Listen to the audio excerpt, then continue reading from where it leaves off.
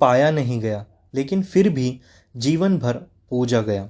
एक ऐसा प्रेम जो अधूरा होते हुए भी अमर हो गया। नमस्कार दोस्तों, आज हम बात करेंगे धर्मवीर भारती के उस अमर उपन्यास की जिसने लाखों दिलों को छुआ, गुनाहों का देवता। चंदर एक होनहार मेडिकल स्टूडेंट, समझदार, ईमानदार और आत्मसंयमी युवक। सुधा कॉलेज प्रिंसिपल डॉक्टर शुक्ला की बेटी, मासूम, प्रखर और भावनात्मक रूप से जुड़ी हुई। चंदर डॉक्टर शुक्ला का प्रिय छात्र है और घर में बेटी की तरह रहता है।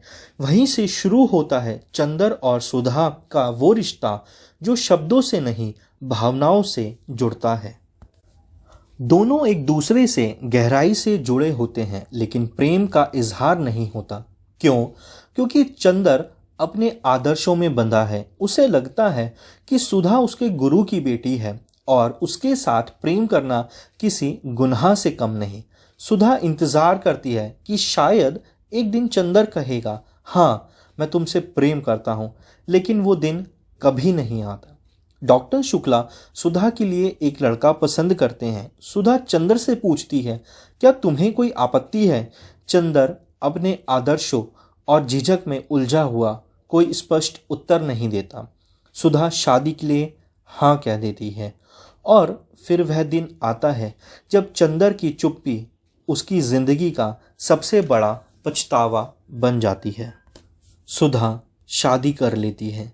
चंदर अकेला पड़ जाता है और तब पहली बार उसे एहसास होता है कि उसने क्या खो दिया है।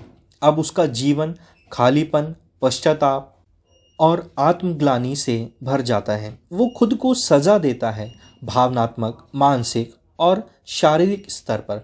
वो सुधा को भुलाने की कोशिश करता है, लेकिन हर लड़की में उसे वही चेहरा दिखता है। उसकी जिंदगी में आती है पम्मी, एक ईसाई लड़की जो चंदर से सच्चा प्रेम करती है। पम्मी उसे अपनाना चाहती है, लेकिन चंदर अब भावनात्मक रूप से विक्षिप्त हो चुका है। वह पम्मी से भी उसी तरह दूर हो जाता है जैसे सुधा से हुआ था। अब उसके पास ना सुधा है, ना प्रेम, ना ही कोई जीवन लक्ष्य है। बस बचा है एक भारी पश्चाताप। सालों बाद चंदर सुधा से मिलने जाता है। सुधा अब एक पत्नी है, माँ है, पर दिल के किसी कोने में अब भी वह चंदर के लिए एक कोमलता बची है। लेकिन अब ये प्रेम स्मृति है, कहानी है जो पूरी नहीं हो सकी। सुधा उसे देखकर कहती है, तुम गुनाहों के देवता हो चंदर। तुमने जो किया वो शायद पवित्र था, लेकिन एक औरत के लिए वो सबसे बड़ा गुनाह था।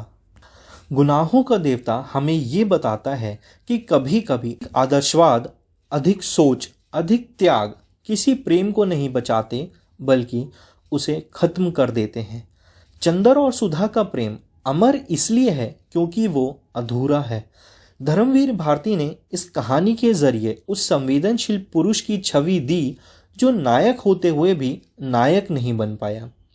अगर आपने कभी किसी से अनकहा प्रेम किया है, अगर कभी किसी को खोने का दर्द सहा है, तो गुनाहों का देवता आपकी अपनी कहानी बन जाती है।